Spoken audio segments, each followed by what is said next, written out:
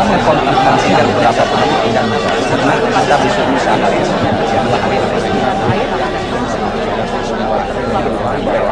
jadi BWPR sebagai lembaga independen yang salah satu founder hingga kedatangan orang yang di majelis tidak ada pendapat.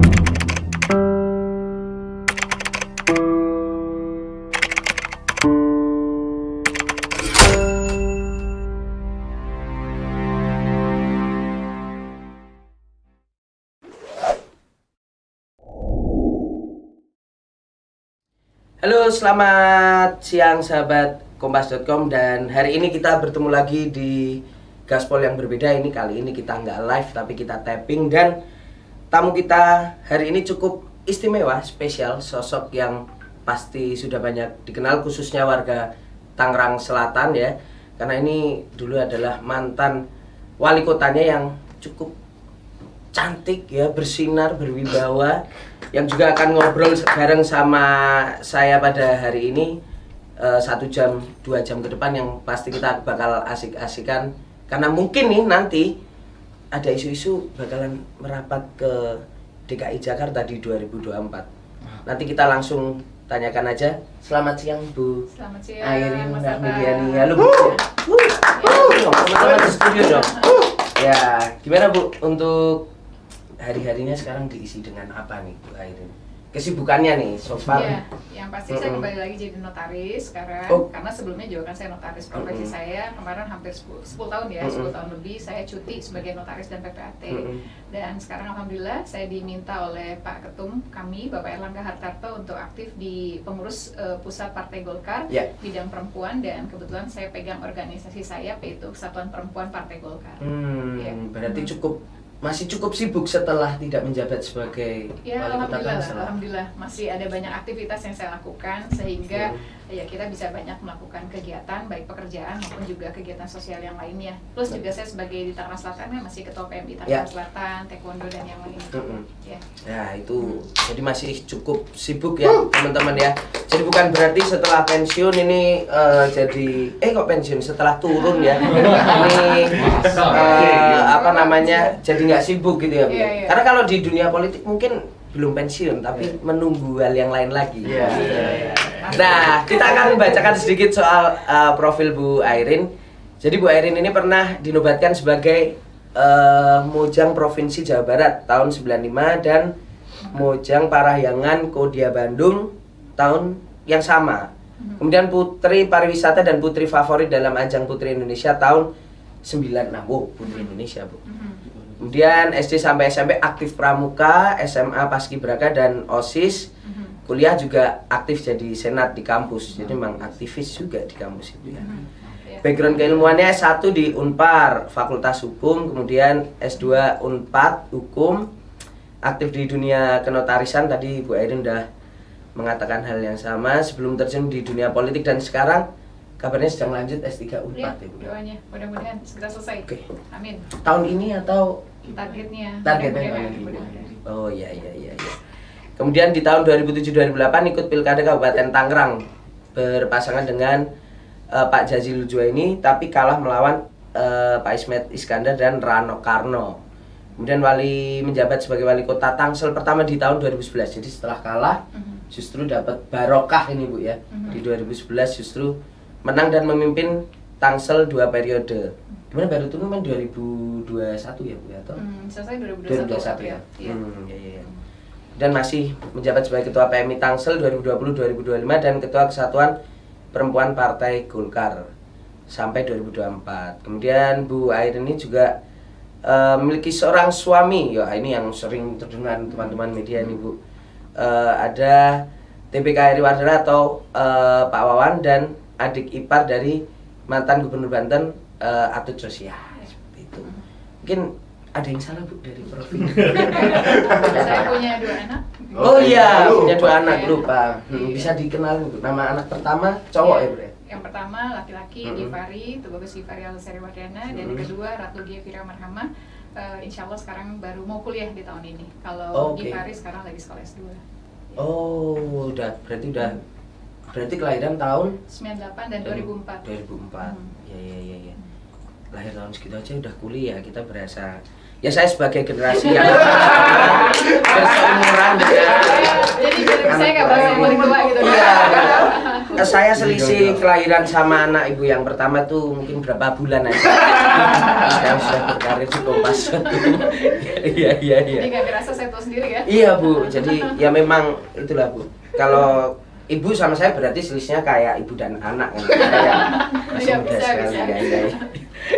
Nah kita akan langsung masuk ngobrol-ngobrol di sesi yang pertama teman-teman, dan juga sudah ada banyak pertanyaan Bu nanti dari netizen yang mungkin bisa kita jawab juga di sesi-sesi berikutnya. Nah kita mau ngobrolin dulu soal sosial media dan aktivitas Bu Airin. Bu Airin ketika tuh sebenarnya lihat dari sosmed Ibu itu banyaknya soal aktivitas dan kegiatan Ibu, tapi banyak yang kepo juga sebenarnya hobi Ibu di luar dunia politik, di luar dunia keorganisasian itu apa sih Bu? Yang pasti saya bahas dulu soal, karena tadi ada lihat catatannya Instagram ya. Jadi saya aktif di Instagram, sebenarnya saya terus terang jujur saya yang nggak begitu senang dengan dunia maya, karena dunia nyata saya aja udah pusingnya minta ampun. Iya. Tapi saya tertarik pada saat anak saya yang kecil, Gevira waktu itu dia main Instagram, terus dia banyak followernya. Ya udah ibu bikin deh, ternyata saya dalam waktu singkat follower saya banyak, dan dengan penuh percaya diri deh ibu menang ya. Pas lihat teman-teman yang lain lebih banyak followernya gitu kan. Iya. Dan apa namanya ya, itu jadi hal yang memang saya masih suka ada tuh kadang-kadang di Instagram saya, ibu kita bantu untuk mengelola Instagram ibu ya katanya. Nanti ketahuan banget memang saya yang upload dan yang lainnya. Dan yang pasti pada saat hal tertentu ternyata ada banyak manfaatnya juga gitu kan, untuk kangen kerinduan ke masyarakat pada saat sekarang ini. Dan bisa dilihat sebenarnya saya lebih aktif tuh sekarang di main Instagram karena bisa jadi penyambung komunikasi dengan teman-teman SMP, SMA maupun juga kuliah, terus juga ditambah juga dengan teman-teman masyarakat yang ada di Tangerang Selatan yang sekarang ini hampir setahun lebih kan saya udah tidak menjabat lagi di sana. Dan yang pasti kesibukan saya sekarang dan juga bisa menularkan hobinya lagi, yaitu sekarang ya sepedaan, terus olahraga. Ya senang aja sih, waktu pas di awal kan banyak teman-teman pada saat COVID jadi hobinya masak dan lain-lain. Pernah coba sih, cuman karena nggak berhasil ya sudah nggak jadi hobi karena nggak bisa masak. Berarti di masa-masa pandemi itu justru Ibu sempat mencoba untuk hobi yang lain sama seperti. Iya, jadi saya banyak terinspirasi terus terang karena kita banyak sebetulnya nggak work from home juga ya bagi kita kepala daerah pada saat itu kan, karena memang kita harus terjun langsung ke masyarakat, bahkan sering banyak meeting pagi, siang, sore kita turun di lapangan, malam kita zoom meeting dengan seluruh dinas. Nah pada saat di sela-sela saya work from home itu banyak hal yang banyak belajar dari Gevira ya, banyak melakukan aktivitas olahraga bareng, masak bareng saat itu, dan ya alhamdulillah olahraganya sekarang ya jalan terus ya. Oke, berarti bersepeda itu jadi salah satu opsi ya. Dulu seneng, tapi sempat tertunda ya, tertunda. Apalagi waktu di awal-awal sebelum jadi wali kota, saya senang sepedaan. Pas jadi wali kota, sepeda jadi bagian aktivitas saya dengan seluruh kepala dinas dan yang lain untuk memantau program kegiatan. Contoh misalnya kita sepeda keliling Setangsel, kita lihat nih mana jalan rusak dan yang lainnya. Tapi lama-lama kepala dinas saya banyak yang nggak ikutan tuh, mereka nggak kuat bersepeda. Akhirnya terakhir di akhir masa jabatan saya nggak sepeda, untuk lihat lokasi saya naik motor. Saya naik motor karena ternyata lebih cepat juga secara waktu. Nah pada saat kemarin selesai, ya sekarang aktivitas sepedaan lagi. Iya. Sendirian aja sih, karena memang saya bukan yang cepat, jadi ya saya aliran slow motion gitu. Jadi lebih senang. Kalau banyak kan malah kitanya nggak enak dan bahkan sering tertinggal biasanya. Iya. Nah berarti hobi itu adalah tadi sepedaan yang kemudian muncul. Nah tapi menarik melihat bahwa Ibu itu justru terinfluence oleh anak kedua Ibu untuk membangun Instagram. Berarti bikin Instagram itu di tahun berapa Bu mulai?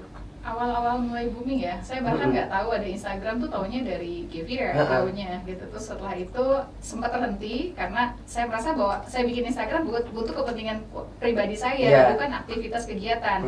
Karena kalau aktivitas sebagai wali kota kan ada humas Pemkot gitu kan, makanya saya kasih link di atasnya tuh linknya Pemkot Tangsel gitu kan, lebih ke pribadi saya. Tapi lama-lama kok jadi malah jadi orang tahu banget tentang diri kita yang kita nggak upload biasa, jadi ada hal yang lain. Sempat agak males juga tuh saya upload semuanya gitu kan, upload semuanya. Tapi Ya selesai, karena aktivitas saya kan sudah diatur dan dikelola program kegiatan saya di pemerintah. Karena buat saya ya pribadi saya pun juga nggak begitu banyak yang saya upload juga gitu. Nah selesai saya jadi wali kota, saya aktif di KPPG, saya aktif di Partai Golkar dan juga kegiatan-kegiatan yang lain. Dan kadang saya bisa repost aja yang punya teman-teman pas saya ada di situ. Iya. Kayak kemarin waktu janjian sama Mas Budiman itu juga ya Bu ya. Betul. Di post juga saya lihat itu. Nah, Bu, banyak juga nggak Bu manfaat yang kemudian misalnya teman-teman ini pada curhat nih. Kalau kita misalnya berkaca dari Gubernur Jawa Barat Kang Emil itu kan Instagramnya nyala banget tuh Bu, jadi kadang buat tempat curhat anak-anak muda juga gitu. Nah Bu Airin, banyak juga nggak sih Bu komentar-komentar atau chat-chat dari teman-teman masyarakat, mungkin warga Tangsel yang masih kadang kan masih belum move on juga ada kan Bu, Ibu udah turun setahun kemudian sudah digantikan tapi masih ada yang curhat gitu, ada Bu di Instagram? Kalau saya terus terang saya nggak pernah baca komen dan yang lainnya kadang-kadang, karena kadang-kadang kita masih harus menata hati kita Nah tapi pada saat ada hal yang penting pasti saya forward ke wali kota yang sekarang, ke wakil wali kota atau kepada instansi yang terkait untuk segera ditindaklanjuti. Tapi ya saya langsung kasih nomor telepon kontak yang ada di situ. Jadi lebih ke situ. Kalau dulu sebetulnya waktu saya jadi wali kota, media sosial hanya bagian dari kita berkomunikasi dengan masyarakat. Saya setiap Jumat dulu selalu bikin open office kan, dari jam 8 pagi sampai jam 11 sehingga masyarakat bisa datang langsung menyampaikan di samping surat resmi, di samping juga melalui aplikasi siaran Tangsel, masyarakat bisa menyampaikan dan yang lainnya. Banyak hal yang bisa dilakukan. Nah, sekarang ini apa yang bisa saya lakukan? Media sosial bagian dari yang bisa kita bantu membantu kita untuk penyambung komunikasi, walaupun memang kadang tidak semuanya, karena terus terang sekarang saya udah nggak ada lagi kewenangan yang bisa saya lakukan. Paling juga saya hanya menyampaikan saja, saya berbeda dengan dulu kan, pasti saya segera tindak lanjut. Menjadi jembatan kalau sekarang hanya sekedar seperti itu ya Bu ya. Oke. Nah Bu, ini juga ada pertanyaan bahwa nggak cuma Instagram nih, ada sekarang itu kan juga lagi nge-hype, lagi rame itu kan TikTok ini Bu. Orang yang pakai joget-joget gitu. Pak Erlangga kan juga aktif banget Bu TikTok kemarin kan. Ya tanya Ronaldinho kan, gol paling berkesan. Gol kan. Pak Erlangga juga cukup mencoba untuk ngeblend situ, bermain di TikTok. Bu Airin ada keinginan nggak? Terus terang yang bikinin Vika nih, yang suka bikinin TikTok masukin saya untuk upload aja karena sama Vika, karena kalau saya standar begitu aja gitu. Terus terang saya bukan yang kreativitasnya kurang kali gimana gitu kan. Kalau TikTok kayaknya mesti effort Bu. Mesti tahu ini, bisa joget, bisa apa yang lainnya gitu kan. Saya pernah ngajakin kembali lagi ke anak saya gitu kan, karena mereka kan bener-bener yang ngikutin banget ya gitu. Udah Ibu gak usah, ibu gak pantas deh, ibu gak usah gitu. Iya. Malah langsung dikritik di awal sama anak ya Bu ya. Tapi emang Pak Erlangga itu juga cukup luas sih Bu, kami lihat itu ya. Itu kadang-kadang kayak gitu-gitu dibahas nggak Bu di rapat partai gitu, luas dong kayak saya gini. Atau ada arahan khusus dari Pak Erlangga gitu. Mari para kader ya kan untuk bermain sosial media gitu. Yang pasti untuk 2024 pasti akan ada berbeda. Jadi media sosial akan sangat-sangat berpengaruh, sangat berpengaruh. Jadi saya kan ikut kontestasi dari 2006 ya. Pilkada pertama kali zaman Bu Atut dulu, terus setelah itu kan ada terakhir 2014 karena kita bahasnya Pileg-Pilpres 2014 dan 2019 maupun juga Pilkada. 2024 ini pasti akan sangat-sangat berpengaruh karena kan generasi anak-anak yang akan memilih itu kan generasi yang sekarang banyak menggunakan media sosial. Dan kita lihat kecenderungan kita hari ini pun ya, kalau zaman dulu kita baca koran pagi, sekarang kita pasti baca bisa kompas.com, kita baca apa. Zaman dulunya lagi kita nonton TV, sekarang udah main YouTube dan yang lainnya. Pasti akan sangat berpengaruh. Jadi mau tidak mau, kita pun juga di Partai Golkar meminta agar semuanya agar aktif di media sosial. Yang notabene saya tadinya nggak begitu suka medsos juga, kadang-kadang saya nggak begitu bikin Instagram buat ngepoin orang gitu. Sekarang ya mau nggak mau kita harus aktif di situ karena bagian dari penyambung komunikasi dan dari efektivitas waktu, ruang pun juga ternyata medsos kan sangat berpengaruh. Jadi siapapun mau jadi politisi nanti untuk pilek pilkada, wadah medsos ini penting untuk dilakukan. Itu seringkali disampaikan di dalam rapat. Ya, tergantung dari kita untuk bisa bisa menggunakan itu atau tidak. Dan saya melihat memang betul apa yang disampaikan oleh Pak Erlangga ataupun teman-teman di DPP bahwa pentingnya sebagai seorang politisi sekarang ini, atau bukan hanya politisi ya, profesi apapun lah, profesi apapun sekarang media itu sudah sangat terbuka sehingga kita bisa menyampaikan siapa diri kita dan bagaimana kita. Ya. Akhirnya memang ada strategi khusus atau ada ini khusus ya Bu ya. Permintaan khusus bahwa ini memang nanti kelompok muda ini tuh sangat banyak dan memang arahannya memang sosmed ini penting, memegang pengaruh yang penting juga gitu. Saya lihat nggak hanya Partai Golkar ya, partai lain juga sama, bahkan konsultan politik kalau saya lihat juga kan selalu berbicaranya seperti itu. Seperti itu, kalau dulu kita kerjasama dengan media-media gitu kan, kalau mau kita pencalonan apapun, kalau sekarang kan dimulai dari kita yang akhirnya menjadi sumber kan untuk media gitu. Bu, ini izin boleh dikutip nggak? Sering gitu tuh Bu. Nah Bu, ini cukup menarik juga melihat background Ibu kan tadi ada pramuka, kemudian OSIS, kemudian paskibraka, kemudian di satu sisi tertentu jadi mojang nih Bu, kemudian putri Indonesia itu ya. Ini kan dua hal yang berbeda, satu tuh tegas-tegas, kaku-kaku gitu kan, siap-siap, yang satunya harus luwes gitu, harus cantik. Nah, gimana tuh Bu ceritanya bisa menjalani dua bidang yang berbeda ini dalam satu waktu yang hampir sama gitu? Iya, jadi kalau saya lihat dari kecil memang saya senang aktif. Jadi mulai dari pramuka, SD, SMP, SMA beralih jadi paskibraka. Dan juga pas kuliah saya ikut dalam dunia dunia model dan lainnya gitu kan. Jadi saya melihat bahwa memang setiap anak itu, kalau saya lihat sekarang karena saya udah jadi orang tua nih sekarang, rasa mencoba dan rasa ingin tahu itu ada. Dan alhamdulillah saya dikasih jalannya untuk mencoba sesuatu yang positif tentunya. Mulai dari pramuka kita aktif terhadap hal-hal kepramukaan kita, dasa dharma dan yang lainnya. Dan pada saat saya paskibra sesuatu yang berbeda kan, sesuatu yang berbeda, kedisiplinan, bagaimana kita menaikkan, menurunkan bendera yang mungkin hal simpel ya, karena bercanda teman-teman ngapain sih latihan baris berbaris terus gitu kan, panas-panasan yang lainnya. Tapi bagaimana kita menjaga kekompakan, irama, nasionalisme dan yang lainnya. Itu banyak hal yang bermanfaat untuk saya. Nah, pada saat saya kuliah di Universitas Parahyangan Bandung, saya diajak teman untuk ikut dalam kegiatan Mojang Jajaka. Saya melihat bahwa ini sebuah tantangan baru tentunya buat saya yang waktu itu baru masuk jenjang dunia kuliah di tingkat 1. Dan saya melihat juga banyak hal yang kita bisa manfaat karena pada saat tes lomba itu kan nggak cuma dilihat fisik aja. Kalau fisik saya belum tentu menang juga gitu kan, karena banyak yang lebih baik lagi. Tapi pada saat ada satu tantangan tidak hanya fisik saja, tapi bagaimana pengetahuan kita tentang kepariwisataan, karena kita sebagai Mojang Jajaka Bandung ataupun Jawa Barat, kita harus mampu menjadi duta pariwisata pada saat itu. Nah ya udah, saya ikut aja, saya coba dalam sesuatu yang baru juga nih buat saya. Tambah lagi ada aktivitas baru karena kan saya udah nggak begitu aktif di Paskibra waktu itu. Saya aktifnya hanya di Senat di Unpar pada saat itu. Nah setelah selesai dan alhamdulillah menang, saya dapat penugasan untuk sosialisasi kampanye tentang pariwisata Kota Bandung maupun juga Jawa Barat. Ada ajakan juga untuk ikut Putri Indonesia. Kalau Putri Indonesia lebih kepada hal bahwa Paskibra saya pernah ikutan hanya tingkat provinsi saja. Setelah itu saya ingin nyoba juga gimana sih rasanya kalau lomba di tingkat nasional, karena kenal teman-teman dari Sabang sampai Merauke, saya bisa banyak teman, pergaulan dan pengalaman yang dulu saya pengen coba di Paskibraka nasional belum berhasil, cuma tingkat provinsi, maka saya coba di Putri Indonesia. Beda juga ternyata kan suasananya dan yang lainnya, tapi alhamdulillah saya merasakan betul bagaimana kekompakan teman-teman finalis pada saat itu. Jadi kalau yang lain udah memang backgroundnya pernah ikutan cover girl, pernah jadi ikut majalah sampul atau apa gitu kan zaman dulu tuh.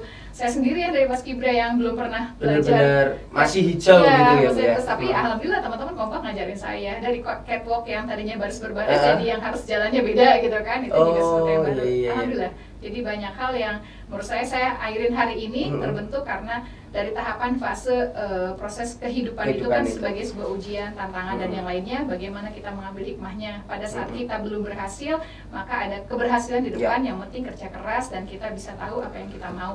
Yang penting senangin dulu apa yang kita senangin. Jadi pada saat memang saya hanya mengejar waktu itu pengalaman saya di Putri Indonesia, ya saya nggak berlanjut juga di model dan yang lainnya. Tapi katanya itu sempat jadi 10 besar ya Bu? Alhamdulillah 10 besar dan alhamdulillah juga dapat gelar pariwisata dan juga favorit waktu itu. Nah Bu, kalau kita bicara soal Putri Indonesia dan kemudian bahkan sudah sampai 10 besar, artinya kan sebenarnya tawaran-tawaran setelahnya entah menjadi model atau pemain film ya kan, video klip dan lain-lain pasti banyak dong Bu.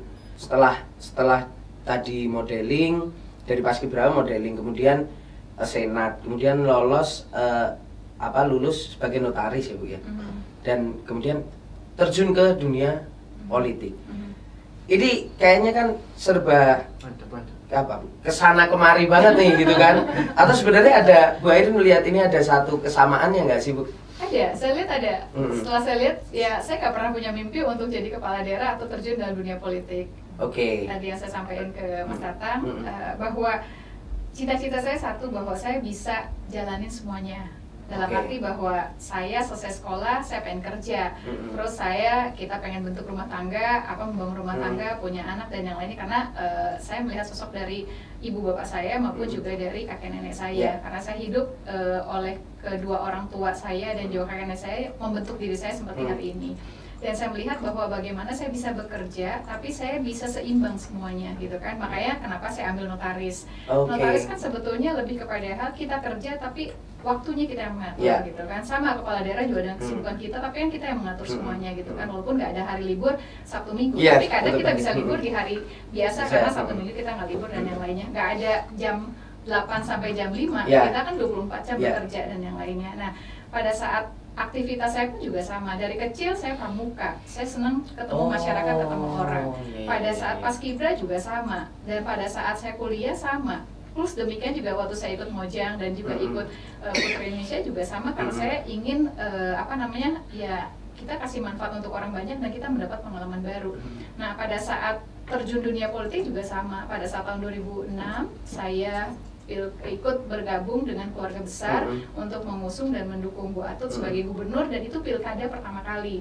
Tentunya harus mengenalkan sosok figur kepala daerah sebagai calon untuk dikenalkan ke masyarakat. Jadi saya mewakili Tangerang Raya untuk bisa bertemu dengan masyarakat, dan alhamdulillah ya kita bisa silaturahmi, kita bisa kenal banyak orang, kita bisa melakukan aktivitas yang positif dan yang lainnya. Nah, selesai Bu Atut menang sebagai gubernur, pada saat itu saya terus masih menjalin hubungan silaturahminya. Sampai hari ini pun juga sama. Kegiatan saya di KPPG itu juga sama. Saya ketemu masyarakat, ketemu perempuan-perempuan hebat Golkar di beberapa provinsi, kabupaten, kota yang dulu mungkin saya belum pernah ketemu, dan semangatnya juga sama. Jadi menurut saya linearnya itu ada walaupun nggak kesana kemari, tapi tujuannya sama, yaitu bisa bekerja, bisa memberikan manfaat, dan juga tentunya juga bisa kenal sama banyak orang. Dan fleksibilitas waktu tadi itu ya Bu ya yang diinginkan. Emang kalau dari backgroundnya Bu Airin memang kalau kata orang Jawa itu nggak bisa anteng Bu ya, beraktivitas terus, jadi dari kecil udah mulai pramuka dan kemudian berlanjut mungkin sampai sekarang. Baru sadar. Bu, kayak kata orang Jawa itu nggak bisa anteng Bu Airin. Pengennya bekerja terus. Gitu.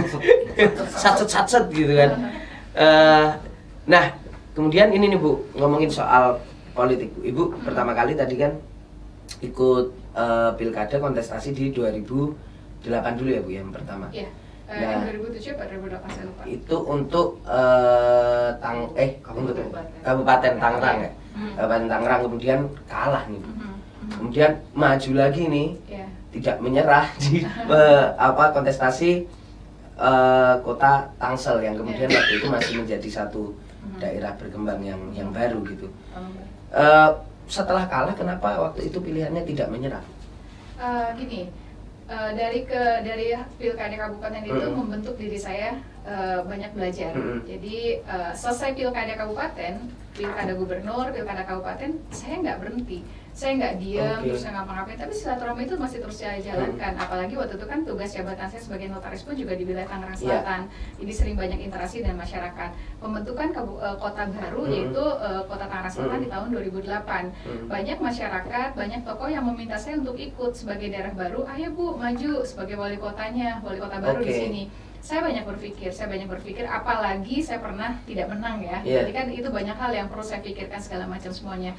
Tetapi bekal saya pada saat saya kampanye dan juga pada saat pilkada kabupaten dan juga di Tangerang Selatan, itulah yang mendorong saya untuk ya udah, kesempatan ini nggak pernah datang 2 kali. Masyarakat masih terus meminta saya untuk maju, dan saya merasakan betul pada saat saya kunjungan untuk kabupaten banyak aspirasi yang disampaikan masyarakat.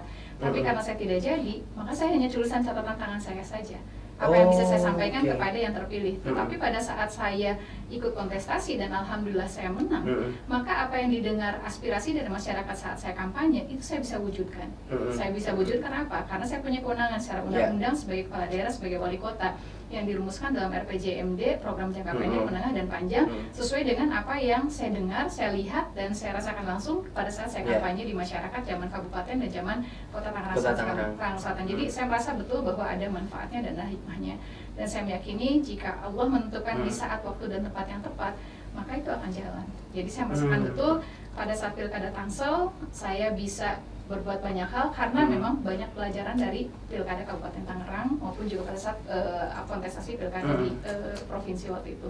Tapi kan sebagai kontestan yang kalah gitu ya, dari segi mental, dari segi materi, itu pasti ada rasa lelah gitu. Ketika kemudian Ibu mau maju lagi, apa yang Ibu ingat waktu itu yang membuat Ibu kemudian oke deh, coba lagi deh gitu. Ya, itu dari awal itu saya udah bilang saya udah enggak lagi gitu kan, tapi silaturahmi masih, dan masyarakat terus mendorong saya, terus mendorong, ayo Bu, ikut lagi, ikut cobain lagi, banyak hal yang bisa Ibu lakukan kalau Ibu punya kewenangan, katanya gitu kan. Ayo Bu, ini ikut lagi, coba lagi. Setelah saya banyak berpikir, saya ketemu orang, mereka minta saya maju, ketemu orang silaturahmi, mereka minta saya maju, saya bilang. Terus saya berpikir, saya melihat bahwa kesempatan tidak pernah datang 2 kali. Pada saat kesempatan ini ada, kenapa tidak saya coba lagi, dan kita tidak boleh menyerah dalam arti toh yang penting niatnya. Dan saya merasakan betul bahwa seorang pemimpin itu bukan berdasarkan dari warisan, bukan berasal dari kelahiran ataupun apapun, tapi kemauan, kemampuan, kecakapan, dan kerasnya kemauan. Dan saya merasa bahwa mungkin pada saat wakil pemilihan di Tangerang Kabupaten saya belum maksimal, tapi pada saat saya melihat banyak masyarakat yang terus mendorong saya, padahal saya notabene ada catatan bahwa saya tidak menang atau kalah gitu, tapi mereka masih memberikan kepercayaan, itu yang memotivasi saya. Itu yang memotivasi saya, dan saya merasakan betul bahwa dorongan motivasi dari masyarakat itulah yang memberikan keyakinan kepada diri saya pada saat itu, ya udah, bismillah, saya coba lagi, saya maju lagi. Siap. Ngegas lagi Bu ya. Nah Bu, strategi apa yang kemudian setelah Ibu refleksikan di pilkada yang pertama di Kabupaten Tangerang kalah, kemudian di Tangsel kita maju sebagai politisi, pasti nggak boleh Bu kosong aja, artinya kita harus punya strategi tertentu. Yang kemudian Ibu rasakan ketika di pilkada di Kabupaten Tangerang itu belum Ibu lakukan, dan kemudian di Tangsel Ibu lakukan dan Ibu menang gitu. Waktu itu strategi apa Bu yang kerasnya kemauan dan kepengen kita itu dulu, sama kita suka nggak sih sama apa yang mau kita lakukan.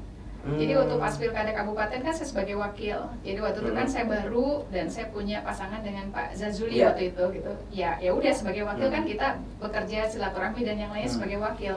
Tapi pada saat di Tangerang Selatan saya sebagai wali kota, calon wali kota pada saat itu harus dari diri kita dulu. Jadi maunya kita nih apa gitu. Jadi pokoknya mau kerja apapun, bukan hanya sebagai wali kota. Mas Tatang mau jadi wartawan kan, jadi apapun ujian cobaannya karena kita kepengen, karena passion kita suka, dan ya udah kita jalanin. Jadi pada saat itu saya merasakan betul bahwa banyak hal yang dititipkan masyarakat kepada saya, tapi karena saya tidak punya kewenangan, saya tidak bisa menjalankan. Ini ada kesempatan lagi, saya ikut kontestasi, banyak hal catatan yang disampaikan kepada saya. Bismillah, mudah-mudahan saya bisa masuk ke dalam sebuah sistem itu kita punya kekuasaan berdasarkan undang-undang, berdasarkan undang-undang, dan kita punya kewenangan untuk bisa menjalankannya. Dan alhamdulillah ternyata apa yang saya ucapkan, apa yang saya pikirkan, hati saya berbicara, itu bisa saya lakukan selama 10 tahun. Oke. Artinya itu ya Bu yang berbeda kemudian itu ya. Kalau waktu di Kabupaten Tangerang jadi wakil, ya udah kita mungkin banyak ngikut dulu nih gitu. Tapi ketika di Tangsel, wah ini saya yang bakalan calon mimpin nih, jadi otomatis yang ambil kendali adalah Bu Airin sendiri. Ternyata itu yang berbeda dari mentalnya di situ ya Bu. Waktu itu kalau saya boleh tanya, keinginan Ibu apa saat itu gitu untuk kemudian mencalonkan diri sebagai wali kota Tangsel. Keinginan Ibu untuk Tangsel sendiri waktu itu tuh seperti apa? Yang pasti kan karena saya tinggal di Tangerang Selatan, terus saya melihat sebagai daerah otonom baru. Saya paham betul kenapa teman-teman, para tokoh, pendiri, penggagas di Tangerang Selatan berkeinginan dimekarkan sebagai daerah otonomi daerah Kabupaten Tangerang. Pertama kan memperpendek jalur birokrasi, karena jarak yang jauh dengan waktu itu dengan Tiga Raksa dan dengan wilayah Ciputat kan pasti akan berbeda, karena masyarakat akan lebih mudah. Kedua, yaitu peningkatan daya saing daerah. Karena kita kan berbatasan langsung dengan DKI Jakarta. Apa yang menjadi daya saing bagi daerah baru, kota yang berkembang untuk bisa yang sedang melakukan proses pembangunan untuk bisa lebih baik lagi, dan yang ketiga tentu tujuan akhir kesejahteraan. Nah, inilah yang mendorong pada saat pertama saya menjabat sebagai wali kota, ini yang harus saya lakukan, dan saya lihat turun langsung ke lapangan banyak hal yang memang belum dilakukan. Mungkin karena rentang jarak yang sangat jauh dan juga belum terjadinya pemerataan pembangunan, sehingga pada saat saya melihat sekitar hampir 70% infrastruktur jalan rusak, jalan lingkungan, jalan kota, dan juga sekolah SD masih SD impres pada saat itu, belum ada revitalisasi dan yang lainnya. Puskesmas masih sekitar 3 atau 5 puskesmas, sehingga pada saat saya turun ke lapangan, saya mendengar aspirasi masyarakat adalah bagaimana perbaikan infrastruktur jalan untuk ada, dan yang keduanya yaitu bagaimana ada sekolahan yang lebih baik. Betul, masih ada sekolah pagi dan sekolah siang, gedung-gedungnya juga masih belum maksimal, masih ada iuran pembangunan pada saat itu, dan bagaimana juga puskesmas ataupun pelayanan kesehatan kan penting ya. Pelayanan kesehatan penting. Orang kaya aja bisa jadi miskin karena kalau tidak ada pelayanan kesehatan yang maksimal, karena habis semuanya untuk berobat dan yang lainnya. Maka itu yang saya lakukan, 3 hal itu, membuat fondasi di bidang pendidikan, kesehatan maupun juga infrastruktur. 3 fondasi itu yang awal dibangun memang ya. Nah Bu, kita bicara politik lagi nih Bu. Bu Airin sebagai tokoh yang kemudian terjun ke dunia politik ini sebenarnya punya ini nggak sih Bu, guru atau panutan di dunia politik ini nggak sih Bu? Dan kenapa kemudian memilihnya juga masuk ke Golkar? Apakah karena keluarga besar atau mungkin Bu Airin memang sudah perkenalan Bu Airin dengan Golkar itu sendiri itu sejak kapan gitu Bu? Iya, yang pasti karena keluarga besar kami partai Golkar ya masuk ke Golkar, masuk ya aja emang begitu kan gitu. Jadi maksudnya udah saya ikutnya di Golkar aja. Tapi kalau untuk panutan politik ya buat saya Bu Megawati ya, biarpun bagaimana, iya Bu Mega. Karena dia perempuan loh. Saya salut dengan pro kontranya beliau bisa memimpin sampai dengan hari ini sebuah partai politik yang begitu besar, dan yang keduanya selama ini kan presiden perempuan pertama di Indonesia, presiden perempuan pertama di Indonesia, dan saya melihat bahwa beliau luar biasa di dunia politik. Dan masih menjadi satu-satunya ya Bu ya, belum. Keren, menurut saya keren banget itu. Saya aja megang KPPG seperti ini gitu, beliau kan megang satu partai besar gitu loh. Iya, justru malah Bu Mega ini menarik ini Bu. Nah, Bu Airin apa yang kemudian kalau kita lihat Bu Mega itu kan memang salah satu tokoh politik perempuan kuat yang punya. Bu Mega itu kalau dalam pandangan teman-teman media itu kan mungkin ibu yang mengayomi, menyayangi, tapi juga nggak segan-segan untuk menjadi galak gitu. Nah kalau Bu Airin sendiri melihat sosok Bu Mega itu seperti apa dalam pandangan Bu Airin? Walaupun Bu berbeda partai, tapi tidak banyak politisi yang mungkin punya sikap cukup terbuka seperti Bu Airin, bisa mengakui misalnya katakanlah tokoh dari partai politik yang lain, tapi Ibu kan secara terbuka mengatakan itu. Nah Ibu melihat sosok Bu Mega sendiri itu sebenarnya seperti apa? Iya, yang tadi saya bilang luar biasa. Saya aja mimpin kemarin, karena sampai hari ini saya mimpin ketua partai di tingkat Tangsel aja seperti ini gitu kan. Apalagi beliau di tingkat nasional. Saya pegang hanya bidang perempuan aja, bagaimana saya harus mengkonsolidasi, saya mendorong perempuan untuk aktif di dalam partai politik, nggak boleh sungkan untuk masuk dalam dunia politik, kan itu butuh effort kerja keras yang luar biasa. Politik itu sangat berbeda dengan pemerintahan. Kalau pemerintahan kan kita punya sistem, kita udah punya pasukan yang luar biasa, tinggal kita mau kencang apa enggak sih, kita tinggal mau bergerak cepat atau tidak dan yang lainnya, karena kan sangat dibantu secara pembiayaan, secara SDM, sistem undang-undangnya juga sudah ada, dan kalau partai politik kan banyak orang yang bergabung secara sukarela bersama-sama untuk dalam satu tujuan, tentunya masuk ke dalam sistem ketatanegaraan di Indonesia. Jadi menurut saya ya luar biasa, dan sampai hari ini kan belum ada presiden perempuan di Indonesia. Dengan notabene kita kan masih cenderung pro kontra pemimpin perempuan. Dengan dinamikanya, setiap manusia pasti ada kelemahan. Saya ada kelemahan, Mas Atan punya kelemahan, tapi kan mari kita melihat kelebihan dari seseorang untuk kita ambil pelajarannya untuk bisa lebih baik lagi. Yang tadi Mas Atan bilang, beliau bisa menjadi seorang ibu. Memimpin itu kan seni. Ada saatnya kita baik, ada saatnya kita jadi ibu galak, ada saatnya kita jadi orang yang bijak, ada saatnya seperti apa tergantung kita menghadapi siapa. Itulah di dalam memimpin. Dan saya terus terang ya, Bu Mega, Bu Atut, perempuan-perempuan hebat lah di sini sekarang yang mampu memimpin itu karena tidak mudah. Perempuan memimpin itu sangat tidak mudah. Yang dirasakan dinamikanya selama ini seperti apa, Bu Airin? Menjadi seorang pemimpin dan perempuan gitu. Ya kan kita pengen jalanin amanah semuanya seimbang. Seimbang dalam arti kita amanah sebagai seorang ibu dari 2 anak saya, amanah sebagai seorang istri, sebagai seorang anak dari ibu bapak saya yang alhamdulillah sekarang masih ada, dan kemarin amanah sebagai wali kota Tangsel. Sekarang saya keamanahin sebagai ketua bidang perempuan di Partai Golkar dan organisasi yang lainnya maupun profesi pekerjaan saya. Mengatur waktu ini kan nggak mudah. Mengatur waktu ini nggak sangat mudah bagi kita. Kalau Mas Tatang udah punya istri belum?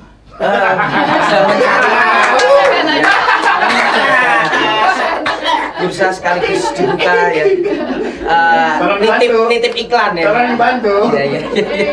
Belum ada Bu. Kalau kita terasa deh pas apa-apa urusan rumah tangga itu kan ya udah gitu, ada istri di rumah. Nah kalau kita kadang kan agak tergantung partner kita kan, tergantung partner kita seperti apa gitu, dan notabene ya kita harus kerja full, harus mikirin yang di rumah, mikirin semuanya dan pekerjaan kita. Jadi saya salut sekali dengan dia, maksudnya buat teman-teman yang yuk semangat yuk gitu kan, maksudnya dalam arti di politik juga kita bisa jalanin dan mampu semuanya. Yang penting supporting system yang kita bikin di lingkungan kita, baik di keluarga maupun juga di partai politik atau di urusan pekerjaan kita gitu. Nah, Bu Airin kan, Ibu kan tadi mengatakan bahwa harus seimbang tadi itu. Nah, sejauh apa sih Bu? Kemudian kan di sisi lain kita juga lihat banyak kepala daerah ataupun politisi yang kemudian mengatakan full, pengennya kerja gitu, full kerja gitu, mengabdikan diri untuk masyarakat. Tapi kalau kita lihat Bu Airin masih mencoba untuk terus menjaga keseimbangan baik di keluarga juga dan kemudian tetap dengan amanahnya sebagai wali kota kala itu. Sebagai seorang ibu, apakah kemudian ketika keluarga itu berjalan dengan baik, tetap membagi waktu dengan keluarga, ini berimpact apa sih Bu terhadap Ibu sebagai pemimpin waktu itu, sebagai pejabat wali kota? Alhamdulillah, itu yang membuat saya termotivasi untuk bisa bekerja lebih baik lagi. Untuk bisa kita punya sesuatu yang memberikan manfaat. Karena saya merasakan betul, manakala kita memberikan manfaat untuk orang banyak, jangan pernah kita berharap untuk mendapatkan balasan dari orang tersebut. Tetapi alhamdulillah ada banyak hal yang keluarga saya, anak-anak saya terima dari apa yang kita lakukan, bukan dari orang itu. Jadi sekali lagi bahwa kehidupan itu kan seperti itu gitu. Manakala kita berbuat baik, pasti hasilnya juga akan baik. Manakala kita memberikan manfaat untuk orang banyak, kita pun juga akan bisa merasakannya. Dan ini terasa betul. Alhamdulillah dengan kehadiran 2 anak saya ini dan juga keluarga besar, ini membantu saya bisa menjalankan semuanya. Mereka menjadi anak-anak yang mandiri, yang saya merasakan betul bagaimana, bahkan saya merasakan mereka yang malah dukung saya gitu loh. Mereka yang dukung saya bukan ya sebaliknya ya, mungkin kalau kita kan kewajiban bagi kita, tapi mereka yang selama ini yang mendukung saya. Kok Ibu di rumah, Ibu nggak kerja misalnya kadang-kadang gitu, sering gitu. Ibu kapan kok tumben datang pagi, Bapak Ibu kok tumben jam segini udah pulang gitu. Jadi mereka mungkin lebih terbiasa saya nggak ada. Iya deh, ya malah lebih senang Ibu nggak ada gitu. Karena ada Ibu cerewet kali gitu. Bisa jadi kan gitu ya Bu ya. Nggak tahu lah anak-anak juga. Nah Bu, ini di tahun 2013 ini kan adalah satu momentum yang mungkin cukup apa ya Bu, jadi satu tantangan untuk Ibu secara pribadi, karena di keluarga sedang tertimpa masalah ya, ini cukup sensitif kasus korupsi waktu itu Bu Atut, dan juga Pak Wawan juga terkena saat itu. Nah, tapi Bu Airin gimana waktu itu cara menghadapinya? Ini yang menarik sebenarnya. Ketika saat itu Bu Airin masih harus memimpin, tapi juga di sisi keluarga sebagai support system Ibu juga harus terkena masalah yang besar, kita bisa bilang seperti itu. Itu seperti apa?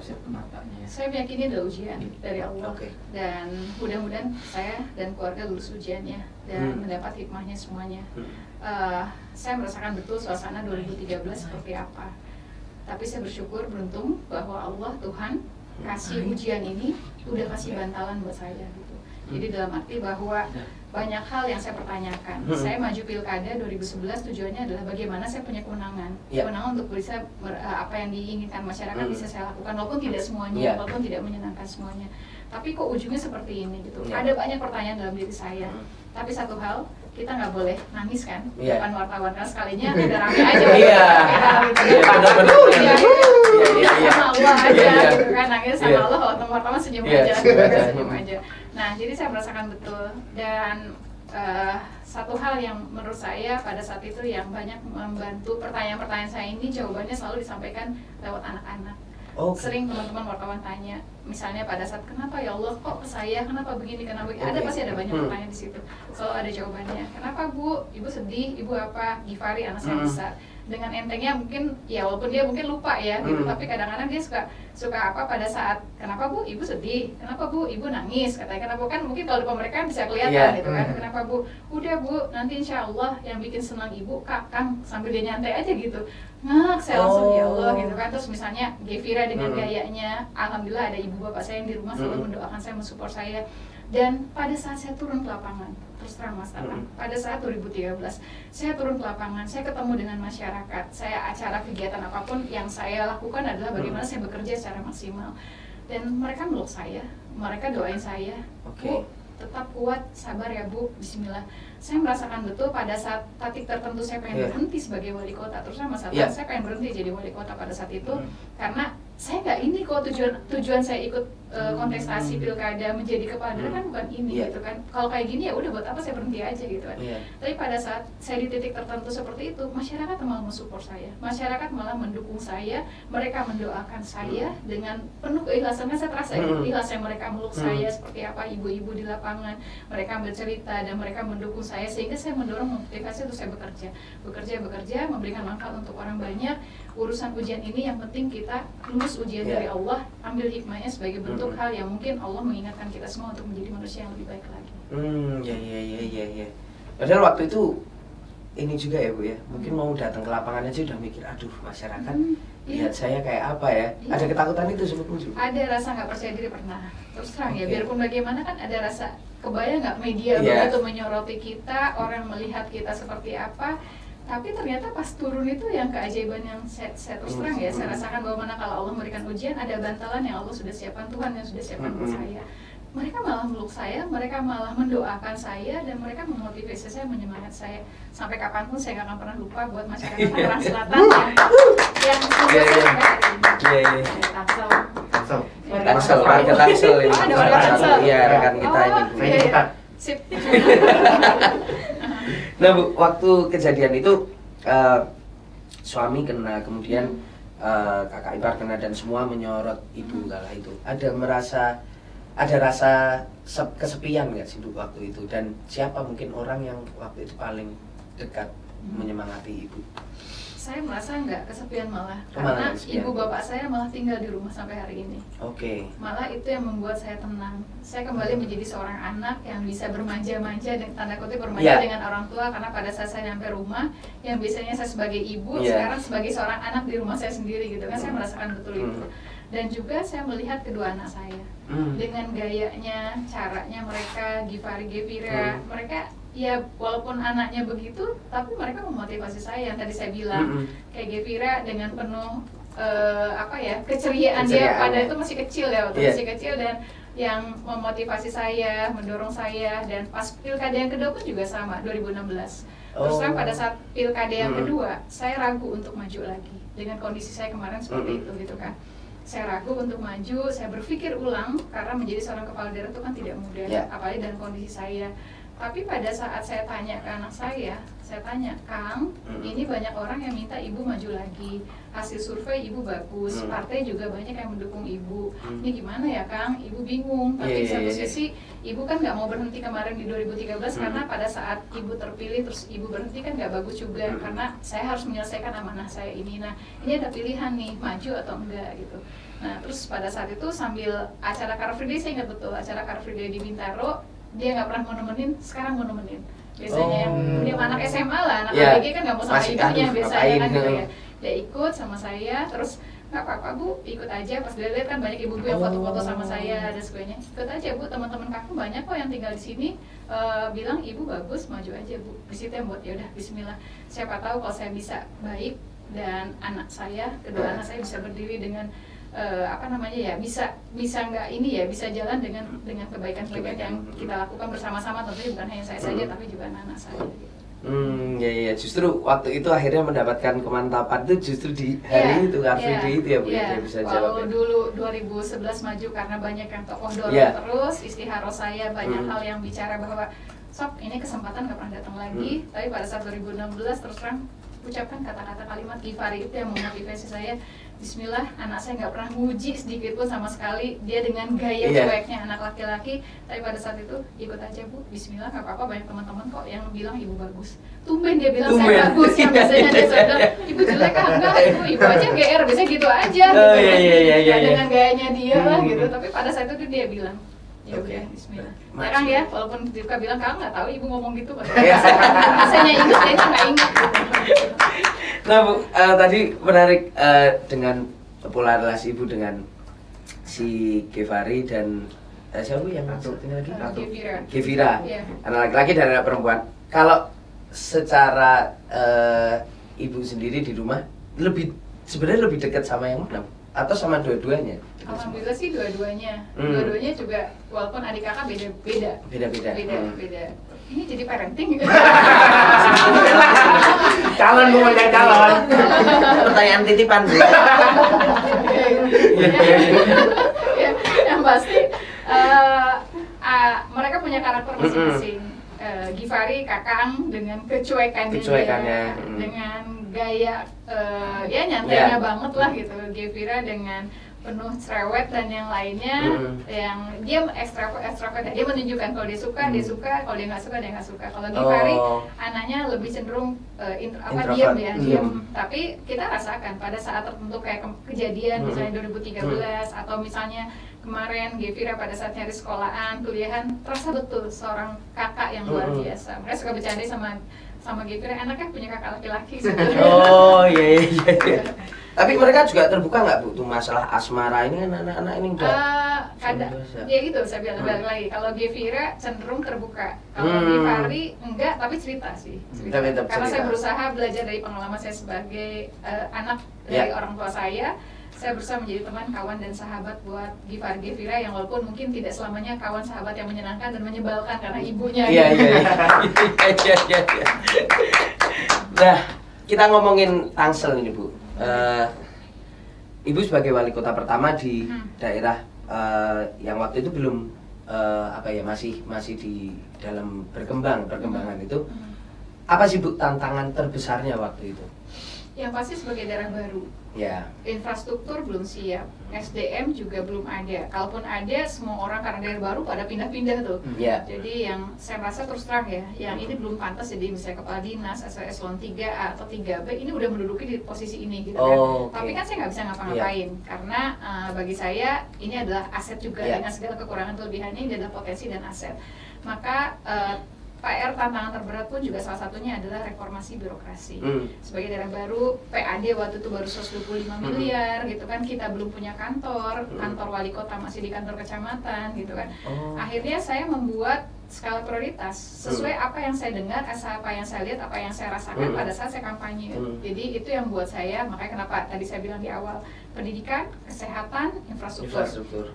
Biaya masih mahal pada saat itu, sehingga uang pangkal saya hilangkan. Dan sekolah gratis dalam arti biayanya ditanggung kita APBD, tetap kan pakai uang APBD kita, cuman tidak ada lagi iuran iuran bulanan dan juga uang pangkal yang masuk waktu itu masih 1 juta, 2 juta, 3 juta dan yang lainnya.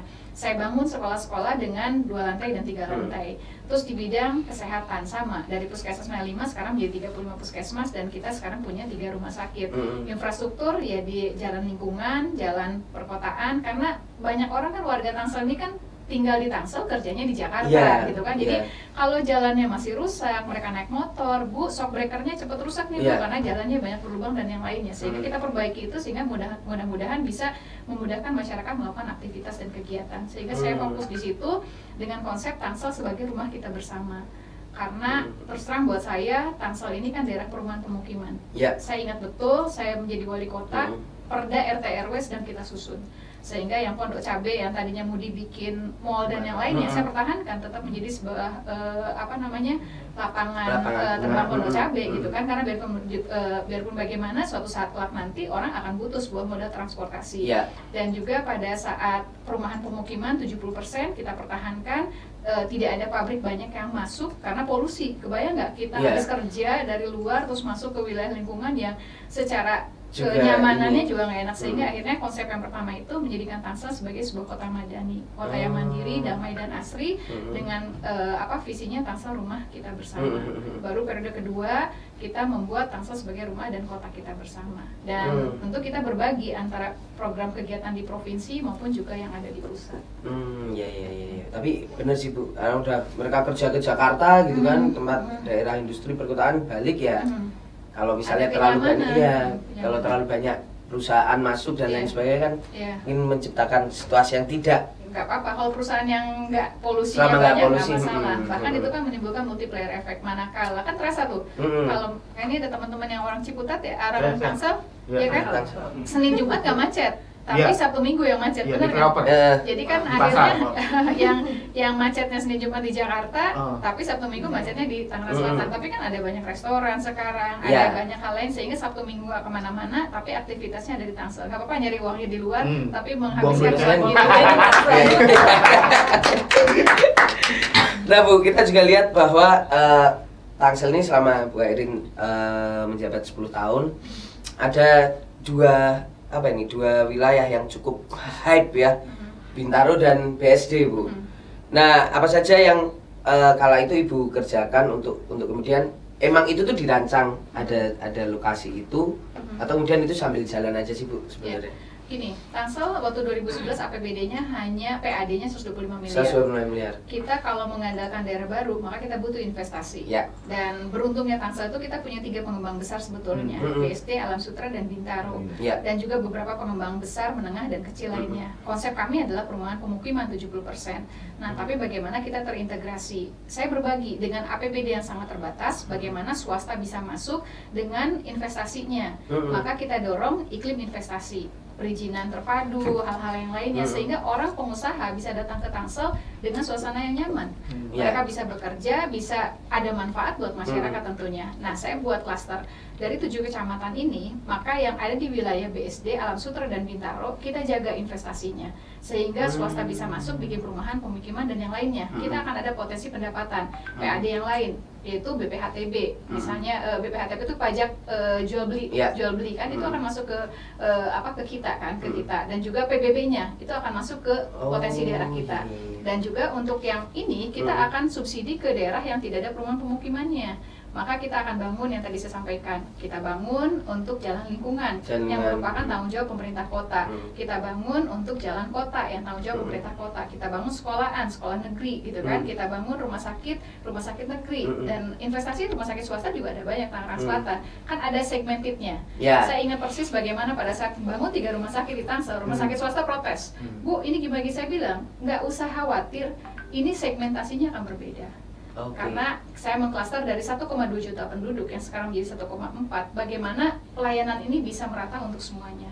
Masyarakat mampu pasti akan datang ke rumah sakit swasta. Tapi masyarakat yang notabene tidak mampu, bagaimana kita mendorong untuk bisa punya fasilitas yang lain sebelum ada BPJS dan yang lainnya. Bahkan dulu saya bikin kebijakan program cukup dengan KTP, berobat di puskesmas, rumah sakit gratis. Tinggal tunjukin KTP aja, udah nggak usah bayar. Di swasta sempat kita kerjasama, itu pun juga sama. Manakala ada kecelakaan atau apa, masuk ke swasta, kita akan langsung bayarkan. Tapi kalau sekarang sudah ada iuran jaminan kesehatan nasional, sehingga terkonversi ke BPJS. Saya termasuk yang di awal agak protes nih, persoalan KTP nggak bisa dipakai lagi, karena kan tadinya mudah, sekarang agak berbirokrasi. Tapi karena itu kebijakan nasional, mau tidak mau harus kita ikuti. Yang penting BPJS sama baiknya dengan apa yang pernah kita lakukan dengan program lokal kita kan, program lokal kita.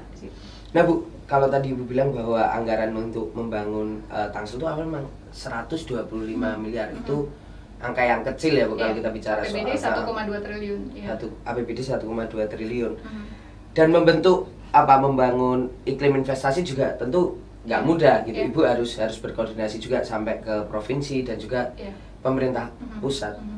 Kuncinya di situ apa Bu yang membuat Ibu sebagai pemimpin waktu itu kemudian bisa bisa menarik untuk ya investor, bisa kemudian mengakomodir semua stakeholder dan berjalan gitu. Ya, alhamdulillah terakhir kan sebelum Covid kita mencapai 2 triliun untuk PAD kita.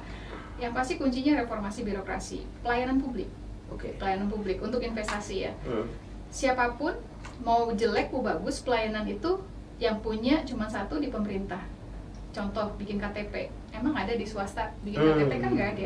Jadi mau gimana pun susah pasti orang akan datang ke kita pemerintah. Apalagi di investasi pada saat perizinan dan yang lainnya. Bagaimana orang meyakini ada 3 hal, ada beberapa hal kan, lebih dari 3 hal. Yang pasti kepastian kan, orang investasi itu kan pasti secara hukum, regulasi, aturan, ketentuan, pasti secara biaya, dan pasti secara waktu. Ini kan yang akhirnya orang lari nggak berinvestasi itu akibat 3 hal ini menurut saya. Jadi makanya oleh karena itu saya dorong bagaimana kita membuat sebuah aplikasi, karena sekarang udah ASS, sebelumnya kita bikin sendiri aplikasinya, sehingga orang bisa tahu berkas itu udah di mana, di meja Mas Tatang kah, di meja saya kah, atau yang lainnya. Dari awal saya tidak pernah menandatangani perizinan bertahap ya. Waktu awal masih ada beberapa yang saya tanda tangan izinnya, tapi di tahun kedua itu saya kasihkan semuanya ke ke dinas terkait, yaitu BPOM PTSP, sehingga itu untuk menciptakan iklim investasi nggak usah lagi tanda tangan ke saya, yang penting persyaratan dipenuhi, maka itu akan bisa dijalankan. Seringkali banyak, apalagi di Tangsel kan banyak tokoh besar ya, nasional di Tangerang Selatan. Bu Irit, saya bikin IMB ini lama amat nih gitu ya. Oh izin Pak, saya cek dulu nomor registrasinya ada nggak Pak? Ini pokoknya alamatnya di sini. Pas saya cek, karena kita sudah berbasis web, berbasis online, orang bisa melihat. Saya sampaikan, Pak, Bapak belum masuk ke aplikasi kita, itu berkasnya ada di mana? Oh iya, masih di orang lain yang saya minta bantuin. Banyak kejadian seperti itu sebetulnya, sehingga transparansi penting. Dan yang keduanya tentu kita bisa mengetahui apa yang menjadi skala prioritas. Skala prioritas program kegiatan apa sih yang harus kita dahulukan dengan keterbatasan anggaran kita, dan apa yang dimaui masyarakat, itu penting juga. Jadi pada saat saya ingat persis dulu di awal saya jadi wali kota kan lagi musim booming bikin taman kan, taman ini. Saya sempat didorong, ayo Bu Irin bikin taman. Taman perlu di Tangerang Selatan, ruang terbuka hijau sangat penting diperlukan, tapi dengan uang yang terbatas. Kita sekolahan masih sekolah SD Impres, rumah sakit belum ada, puskesmas belum ada, terus jalan-jalan masih rusak. Saya harus membuat skala prioritas ini gitu. Ibarat seorang ibu, anak mah maunya A, B, C, D kan, anak mah maunya jalan-jalan, anak mah mau beli sepatu, anak mah mau beli apa, tapi uang kita yang terbatas, maka kita dahulukan prioritas dan bagaimana berbagi dengan swasta untuk bisa melakukan proses pembangunan pada saat itu. Itu kunciannya Bu ya. Nah, tadi Bu bilang banyak orang besar yang tinggal di Tangsel. Ini jadi tekanan karena dipantau atau justru jadi berkah nih buat Saya malah jadi berkah, alhamdulillah. Oh iya. Senang buat saya. Karena apa? Karena bagi saya kritikan, saran itu menjadi suatu hal yang positif. Tapi kritikan dan saran kita cari solusinya. Karena ada orang yang punya kewenangan besar secara misalnya orang nasional, orang provinsi tinggal di Tangerang Selatan, maka komunikasi itu jadi lebih mudah. Itu bisa jadi lebih mudah, sehingga pada saat ada persoalan dan masalah kita bisa mengkomunikasi secara langsung dan kita bisa minta bantuan, ujungnya kita minta tolong ini untuk bisa diselesaikan dan yang lainnya. Tentu dengan kewenangan masing-masing ya. Jadi malah justru sebagai berkah senang. Gitu ya. Malah semakin banyak kita dilihat, semakin banyak dipantau, maka insya Allah mudah-mudahan kerja kita jadi benar. Oh iya. Luar biasa. Mantap. Nah, ini Bu, ini kan di balik kemegahan Kota Tangsel, saya 2019 itu kan juga sempat liputan di sana tuh Bu. Ada Polres tuh menyampaikan bahwa salah satu sisi gelapnya adalah bahwa waktu itu banyak sekali kasus pembuangan bayi ya. Mohon maaf. Nah, tapi kalau Ibu melihat itu mungkin salah satu aja dari permasalahan yang ada menjadi sisi gelap Tangsel sendiri. Apa aja sih Bu sebenarnya yang menjadi sisi gelap Kota Tangsel yang mungkin banyak orang kita nggak tahu gitu? Bagi saya itu bukan sisi yang gelap ya, tapi merupakan sebuah keunikan tertentu. Karena Tangsel itu kan bagian dari daerah yang berbatasan dengan ibu kota provinsi, ibu kota negara DKI Jakarta. Dan kita tahu persis bagaimana Tangsel dengan dinamikanya yang sangat luar biasa. Salah satu yang saya itu yang karena di Polres Tangsel, ya saya dorong untuk Polres ada itu kan kita. Karena saya merasakan bahwa masyarakat mesti aman dan nyaman. Salah satunya adalah bagaimana ada Polres. Karena waktu itu kan masih di Tiga Raksa kabupaten, tapi pada saat dekat akan mudah dalam bentuk pelayanan. Karena kan ibaratnya kalau kriminal itu kan gunung es. Kalau ketahuan baru kelihatan banyak. Padahal sebetulnya kalau nggak ketahuan juga ada banyak juga kan sebetulnya. Nah, salah satu hal yang membuat termotivasi adalah angka kemiskinan, walaupun di bawah 1,6%, 1%-an ya, terendah di antara kabupaten kota seluruh Indonesia. Bahkan kan Tangsel pernah menjadi daerah otonom terbaik seluruh Indonesia. Tapi itu adalah sebuah hal yang tantangan, karena banyaknya pendatang yang datang ke Tangerang Selatan. Jadi nggak akan pernah mungkin bisa menjadi 0% jika urbanisasi terjadi akibat dari banyak orang yang datang tanpa skill ataupun kemampuan. Nah, tanpa skill kemampuan yang baik itu akan menjadi beban bagi kota, sehingga akan menimbulkan kriminalitas. Makanya kenapa kemarin tuh saya jadi ketua APSI, saya dorong dana kelurahan ini ada gitu. Jangan berpikir karena misalnya daerah kota besar udah mandiri dan yang lainnya nggak butuh lagi dana kelurahan, cukup dana desa saja. Padahal banyaknya perpindahan penduduk itu kan ke wilayah perkotaan, angka kriminalitas pun juga tinggi, sehingga perhatian pemerintah pusat terhadap daerah pun juga tidak boleh dikotak-kotakan antara desa dan kelurahan. Menurut saya harusnya sama, walaupun mungkin secara angkanya tidak begitu sebesar di desa ya, tapi minimal perhatian lah terhadap anak itu sama, karena itu akan terus memotivasi kita untuk bisa bekerja secara maksimal kepada masyarakat dengan keterbatasan tentu dengan anggaran yang kita miliki di daerah kita masing-masing.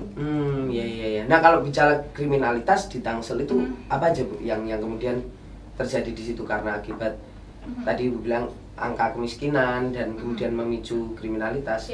Apa aja sih Bu kasus yang banyak terjadi di Tangsel Bu? Iya, biasanya kan banyak rumah yang ditinggal gitu kan, terjadi pencurian dan hal-hal yang lainnya. Datanya kan ada di Polres Tangsel. Itu yang biasanya saya dapat informasi pada saat kita rapat Forkopimda. Apalagi pada saat misalnya menjelang Lebaran. Orang kan banyak yang meninggalkan Tangsel, banyak yang pulang kampung gitu kan. Nah, ini bagaimana untuk komunikasi. Tapi saya merasakan betul kok, walaupun berbatasan dengan Jakarta sebagai daerah metropolitan, keguyuban kekeluargaannya itu ada banget Mas Atang. Dan itu terasa pada saat COVID-19 kemarin penanganannya. Gimana itu? Mungkin bisa diceritakan. Pada saat teman-teman daerah lain bikin sekat, ada posko, berapa posko ya, saya cuma 6 atau 7 waktu itu. Karena Tangsel ini kan banyak jalan tikus, jalan kecil, jalan lingkungan, jadi gimana saya mau nyekatnya gitu kan, sama aja gitu kan. Akhirnya saya berpikir lebih lagi adalah bagaimana kita memanfaatkan aktivitas dan juga partisipasi aktif masyarakat di tingkat RW. Jadi sebelum ada PPKM kayak sekarang ini di Tangsel, kita udah bikin sebetulnya. Jadi masing-masing ada posko RW. Jadi ada kan karena klaster komplek-komplek perumahan gitu kan, yang di perkampungan pun juga ada keguyuban antar RW-nya. Jadi bagaimana orang keluar masuk itu komunikasinya di levelan RW terpantau gitu, jadinya pada saat misalnya ada yang positif mereka melaporkan dan menyampaikan, bagaimana mereka guyup gotong royong, masyarakatnya pada saat itu lagi isoman pada kasih bantuan gitu kan. Alhamdulillahnya bahkan saya secara APBD tidak menggunakan dana APBD untuk bansos, kita dapat bantuannya dari kementerian dan juga partisipasi dari masyarakat. Dan kalau mau minta ya pasti ada rame aja ya kan, saya nggak dapat, ya mungkin nggak dapat juga semuanya gitu. Tapi kan pada saat tertentu ada hal bagaimana itu saling diisi antara kita pemerintah dengan pemerintah pusat maupun juga partisipasi dari masyarakat. Jadi dalam hal ini makanya kenapa angka kemiskinan pun juga masih sekitar 1%, ini pun juga terendah akibat dari urbanisasi biasanya. Bahkan malah justru saling support ya Bu antar warga, karena ada beberapa wilayah yang justru malah ditinggalkan kan Bu, teman-teman yang sedang COVID itu malah justru kadang mendapatkan stigma dan lain sebagainya. Itu tidak terjadi di awal pernah terjadi. Atau saya ingat persis bagaimana pada saat orang tuh malu kan mau makamin aja mereka nggak mau ketahuan gitu kan, karena takut ada apa-apa dan hal yang lainnya. Dan ada di satu sisi saya mendorong bagaimana partisipasi para RT RW ini untuk meyakinkan masyarakat bahwa dorongan mereka untuk bisa sembuh adalah motivasi dari lingkungan sekitar, orang terdekat. Karena saya melihat bahwa bagaimana kepedulian masyarakat Tangsel ini luar biasa itu. Jadi bukan justru harus tertutup dan merasa ini ya Bu ya. Levelan para RT RW-nya luar biasa. Jadi pada saat ada masyarakat yang kontra terhadap ini, mereka bagaimana mendatangi, mereka meyakinkan, atau misalnya kesulitan mereka berkoordinasi dengan puskesmas setempat dan yang lain, itu terjadi di level kecil. Jadi saya juga mudah untuk bisa melakukan pemantauan bagaimana untuk yang tertular dan tidak tertular dan yang lainnya gitu. Salah satu hal yang kenapa saya bikin glamping untuk rumah lawan COVID Tangerang Selatan itu. Jadi kalau saya lihat kalau bikin Tandon Ciatan itu kan biar orang sakit itu yang itu nggak tambah stres. Itu pengalaman juga dari ibu saya yang positif COVID di awal dan ajudan. Saya nanya, gimana sih rasanya jadi orang COVID paling nggak enak tuh apa diinikan sama orang katanya gitu. Jadi dari situ yang membuat saya akhirnya oh ya udah berarti harus imunnya yang naik kan biar tidak terkena COVID. Iya. Nah, terakhir soal Tangsel Bu, merasa Tangsel ada yang berubah nggak Bu? Baik positif atau negatif setelah beberapa Ibu meninggalkan jabatan Ibu sebagai wali kota. Sekarang tuh perubahannya ke arah positif atau negatif Bu? Insya Allah ke positif ya. Tetap karena positif seharusnya ya. kan yang melanjutkan kan wakil wali kota selama 2 periode harusnya bisa meneruskan apa yang sudah kita lakukan selama 10 tahun dan mengevaluasi. Memang pasti nggak sempurna, ada kekurangan. Nah yang kekurangan itu yang harusnya terus digenjot sampai dengan oleh pasangan yang sekarang Pak Ben dan juga Pilar untuk bisa menyelesaikan program-program kegiatan dalam jangka waktu sampai dengan 2024. Nah kalau kita bicara soal evaluasi Bu, setelah Ibu turun tuh ada nggak sih Bu beberapa hal yang mungkin aduh ini belum kepegang ya sampai saya akhirnya turun ya, semoga bisa dilanjutkan lah. Kalau ada itu apa? Ada persoalan sampah. Oke. Ya, terus terang bagi saya dari awal saya menjabat sebagai wali kota, kita diyakinkan oleh pemerintah pusat pada saat itu bahwa kita bikin TPA Cipecang dengan konsep sanitary landfill. Nah, saya melihat bahwa untuk wilayah Tangsel yang luasnya hanya sekitar 150 km persegi, kepadatan penduduknya dari 1,2 sampai dengan 1,6, tanahnya nggak pernah luas-luas, maka harus gunakan teknologi. Kalau sanitary landfill kan masuk terus udah gitu disimpan, tanam, nanti jadi gunung, terus nanti pindah lagi. Nah, itu yang saya sempat agak khawatir di situ dan ternyata kejadian bahwa kita tidak punya TPA yang ideal. Dan alhamdulillah saya termasuk kepala daerah yang bisa sekolah, bisa lihat di tempat di negara-negara lain ataupun di provinsi-provinsi yang ada di Indonesia bagaimana penanganan sampahnya. Kuncinya satu untuk Tangsel itu teknologi. Nggak bisa enggak, harus ada teknologi karena dengan keterbatasan dari tanah. Sedangkan sampah kan nggak pernah libur.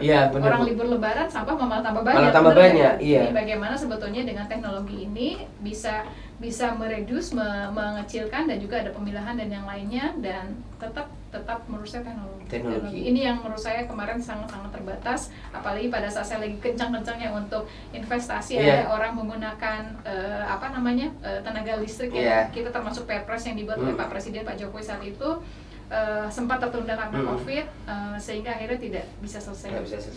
Itu yang belum selesai dan harapannya akan mudah-mudahan ya, Bu. Dan menurut saya penanganan sampah baiknya di level provinsi. Saran saya ya dengan otonomi daerah ini, air dan sampah menurut saya itu harusnya tingkat provinsi. Soal PAD kan silakan berbagi saja kan urusan retribusinya. Karena nggak mungkin kayak saya waktu kesulitan nyari sampah, saya minta tolong ke tetangga sebelah Kota Tangerang, ada perda larangan membuang sampah di desa sebelah. Saya tanya ke yang lainnya, agak kesulitan juga, mereka juga udah penuh yang lainnya. Berarti kan ini sesuatu yang memang harus dinaikkan ke levelan tingkat provinsi atau pusat. Nggak bisa hanya levelan kota atau kabupaten yang mengurusi urusan sampah. Plus juga demikian dengan air. Air kan satu intake-nya sama, misalnya sungai. Ini nggak tahu nih pro kontra teman-teman sepakat atau tidak ya. Tapi terlepas aku saya mulai belajar pengalaman 10 tahun, intake-nya sama kok, sungainya sama. Tapi kota ini ada bikin air bersih, kabupaten ini bikin air. Kenapa sih nggak dibikin di satu provinsi atau nasional? Tinggal disalurkan, tinggal perbagian PAD-nya seperti apa? Terpusat gitu ya Bu ya, jadi nanti tinggal bagi-baginya. Kayak ada ini khusus gak sih Bu dari Pak Erlangga dengan Pak Surya Paloh misalnya. Pak Erlangga ini ada Bu Airin gitu, terus Pak Surya ya bisa ini cocok ini sama Pak Sahroni cocok nih sebenarnya kayak gitu-gitu nggak?